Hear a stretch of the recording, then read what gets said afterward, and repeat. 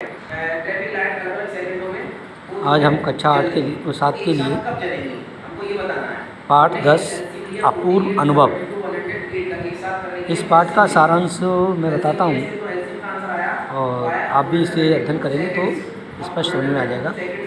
तो पहले इसके पाठ के बारे में थोड़ी बताएं कि पाठ में एक अपंग बच्चे की कहानी का वर्णन किया गया है।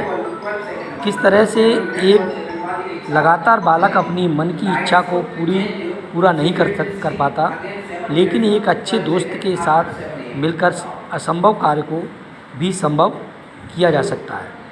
इस कहानी के माध्यम से लेखक ये बताना चाहता है कि बार बार कोशिश करने पर हम न पूरे होने वाले कार्य को पूरा कर सकते हैं। तो कहा है कि सभागार में शिविर लगने के 2 दिन बाद तोतो चान के लिए एक बड़ा साहस का दिन था। उस दिन उसने यासुकी चान को मिलना था। इस बात का पता उसके माता पिता और यासुकी चान को नहीं था। उसने यासुकी चान को अपने पेड़ पर चढ़ने का मौका दिया था। तोतो चान का पेड़ मैदान के बाहरी हिस्से में पुनो बुत्स जाने वाली सड़क के पास था। लोगों तोतो चान हमेशा खाने को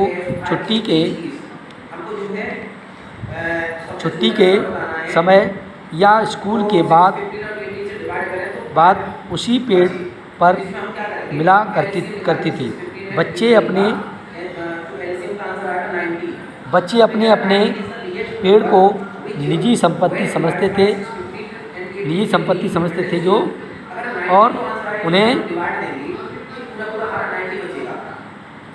मानते थे। यासुकी चान को पोलियो था, इसलिए वह पेड़ पर नहीं चढ़ पाता था और किसी भी पेड़ को निजी संपत्ति नहीं मानता था। इसलिए तोतो चान ने उसे पेड़ पर चढ़ने के लिए आमंत्रित किया था। उसने यह बात किसी को नहीं बताई, क्योंकि अगर बड़ों को पता चलता तो वह ज़रूर उसको डांटते। ऐसा उसने कहा।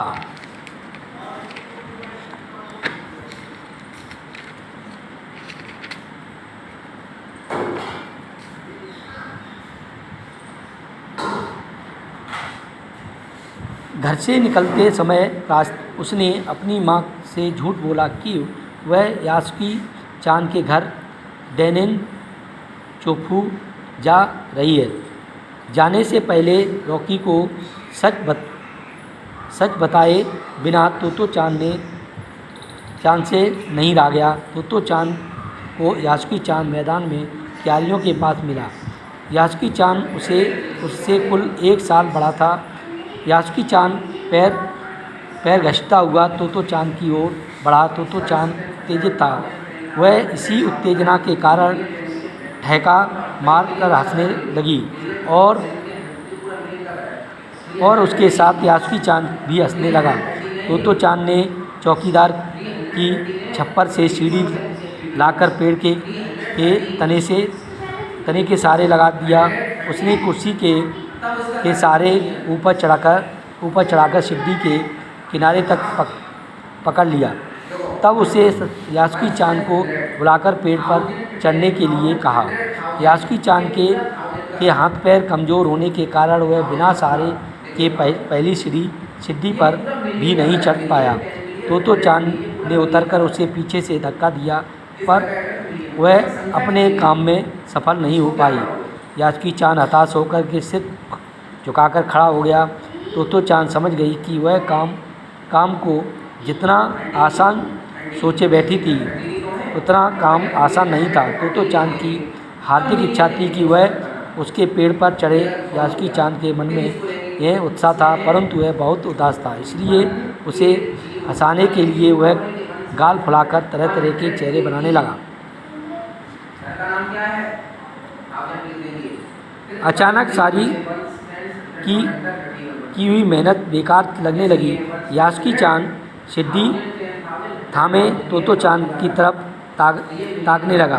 उसने यासुकी चान की पोलियो से पिचकी और अकड़ी अंगुलियां वाला हाथ अपने हाथ में थाम लिया और उसे पेड़ की तरफ खींचने लगा। उस समय द्विशाखा पर खड़ी तोतो चान द्वारा यासुकी चान को पेड़ की ओर खींचा, जो पूरी ताकत से यासुकी चान को खींच रही थी। काफ़ी मेहनत के बाद दोनों आमने सामने पेड़ की द्विशाखा पर थे। उस दिन यासुकी चान ने दुनिया की एक नई झलक देखी जिसे उसे पहले कभी नहीं देखा था। वे बड़ी देर तक पेड़ पर बैठे गप्पे लड़ाते रहे।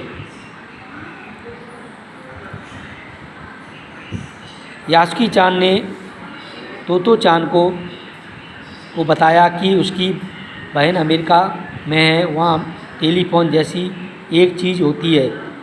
जब वह जापान में जाएगा तब वह हम बैठे बैठे सूमो कुश्ती देख सकेंगे। तोतो चान समझ न पाई कि यासुकी चान के लिए जो कहीं भी दूर तक चली जा सकती है, बात कही जा सकती है, तो हम उसे डब्बे में कैसे देख पाएंगे। परंतु उसे यह बात बड़ी लुभावनी लगी। उस समय टेलीफोन के बारे में कोई नहीं जानता था। दोनों बेहद खुश थे, परंतु यासुकी चान के लिए पेड़ पर चढ़ने का यह पहला और अंतिम मौका था।